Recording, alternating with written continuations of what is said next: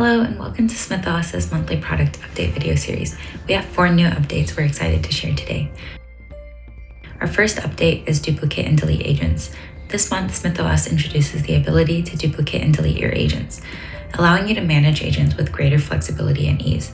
Clone configurations with a single click or clean your workspace by removing unused agents. To access these options, simply click More drop-down in the agent card. Our second update is Weaver Enhancements. Weaver, your intelligent agent builder assistant, has gotten more helpful with the ability to access your workspace content.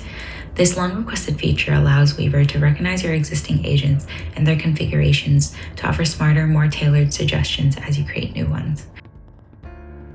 Weaver can now also suggest vault keys and will automatically use the most suitable one when applicable, helping you stay focused on building without interruptions. But that's not all. You can now provide Weaver with a URL to API documentation, and it will read and parse that information for you, making API integrations faster and easier than ever. And lastly, the new Debug AI button helps you troubleshoot and refine your agents with just one click. Our third update is Restore Deployed Versions. You can now easily revert your agents to any previously deployed state with a single click. This removes the need for you to manually roll back, letting you quickly return to a stable version while experimenting. To use this feature, remember to deploy your agents and save their snapshot. Then go to Deploy tab and click the Restore button next to the version you want to revert to. Our fourth update is Jira Integrations. Now you can connect your SmythOS agents directly to Jira projects, enabling real-time updates, automated task creation, and seamless communication between your agents and project management workflows.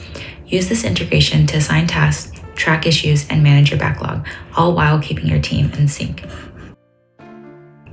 And lastly, a bonus update for this month is our new interactive video tutorials.